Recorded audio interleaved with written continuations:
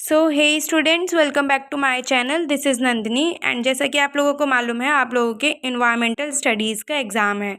तो आज हम उसी सब्जेक्ट के कुछ टॉपिक्स जो है डिस्कस करेंगे, जिसमें से पहला है case study of Bhopal gas disaster. इसके बाद हम जो है बाकी की केस स्टडीज़ और बाकी के पीवाई के मोस्ट इम्पॉर्टेंट क्वेश्चंस वगैरह अगली वीडियोस में डिस्कस करेंगे। तो बने रहिएगा इस वीडियो के साथ एंड इस चैनल के साथ, सो दैट आपको इस सेमेस्टर और आगे के सेमेस्टर में काफ़ी हेल्प मिलती रहे। So let's get started.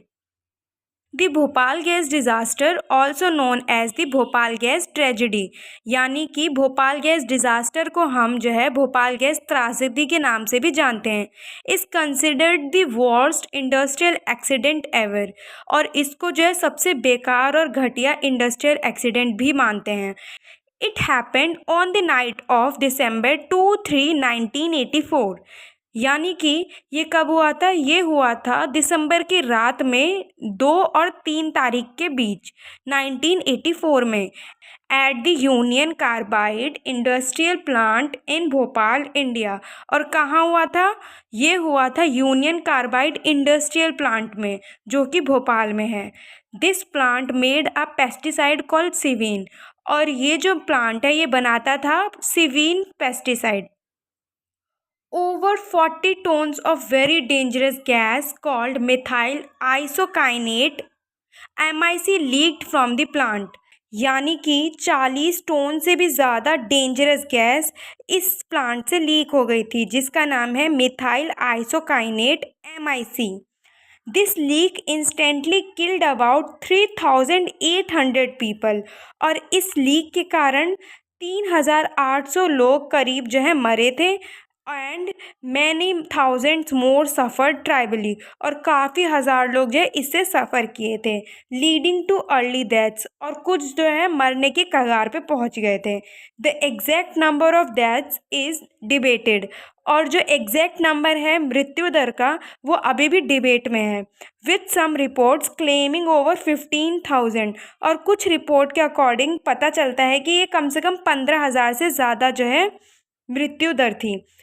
By 2006, government records showed that the leak caused over 5,50,000 injuries, including many disabling ones. यानी कि 2006 में गवर्नमेंट के रिकॉर्ड के अकॉर्डिंग ये जो लीक है उसके कारण 5,50,000 इंजरीज हुई थी।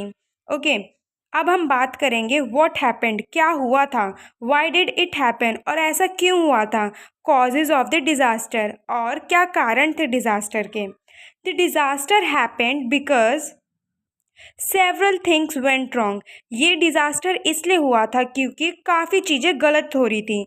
A safety device called a vent gas scrubber which was suppose to clean the escaping gas had been switched off 3 weeks before the leak, यानी कि जो वेंट गैस स्क्रबर था, जो कि सेफ्टी डिवाइस कहलाता है, वो जो है वो कम से कम 3 हफ्ते पहले ही स्विच ऑफ हो चुका था, लीक होने से पहले।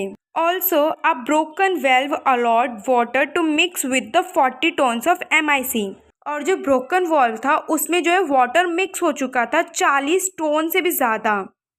When MIC gets very hot, और जब MIC बहुत गर्म हो गया, like the 200 degree Celsius the storage tank reached, जैसे कि मानो 200 डिग्री सेल्सियस तक जो है स्टोरेज भर गया था टैंक का। It can turn into an even deadlier gas called hydrogen cyanide HCN, यानी कि ये जो गैस थी ये बदल चुकी थी डेडलियर, सबसे ज़्यादा मृत्यु जैसी और डेंजरस गैस में, जिसको कहते हैं हाइड्रोजन काइनाइड HCN। अब जानेंगे कि क्या प्रॉब्लम्स हुई। The immediate health problems with in the first 6 months included, यानी कि क्या क्या हेल्थ प्रॉब्लम्स हुई थी 6 महीने तक, या तो शुरुआत के 6 महीने तक। ओके, तो पहला है आई इश्यूज होने लगे लोगों को, जैसे रेडनेस, वाटरिंग होना, अल्सर्स होना एंड सेंसिटिविटी टू लाइट। ठीक है, और दूसरा ब्रीथिंग प्रॉब्लम्स होने लगी सभी को, डिफ़िकल्टी ब्रीथिंग यानी कि सांस लेने में दिक्कत होने लगी, फ्लूइड इन द लंग्स यानी कि पानी भर रहा था लंग्स में, एंड लंग इन्फेक्शंस। तीसरा है स्टमक प्रॉब्लम्स होने लगी थी, जैसे ongoing diarrhoea, loss of appetite and stomach pain. चौथा है जेनेटिक डैमेज होने लग गया था and increase in problems with chromosomes, और यही दिक्कतें जो है क्रोमोसोम और जेनेटिक में पहुंचने लग गई थी। मेंटल हेल्थ इश्यूज होने लगा, जैसे anxiety, difficulty कॉपिंग, brain function problems होने लगी, जैसे पुअर मेमोरी होना, स्लो रिएक्शंस होना, ट्रबल एनालाइजिंग थिंग्स होना एंड पुअर कोऑर्डिनेशन होना। अब बात करेंगे लंबे समय तक क्या हुआ, यानी कि the long term health problems after 6 months included, यानी कि 6 महीने के बाद जो है लॉन्ग टर्म के लिए क्या रहा, जैसे vision problems, constant watery eyes होने लगी, क्लाउडी आईज हो गई थी एंड ऑनगोइंग आई इन्फेक्शंस हो गए थे। और दूसरा लंग डिसीज होने लग गया था, जैसे परमानेंट लंग डैमेज होना एंड रिड्यूस्ड लंग फंक्शन।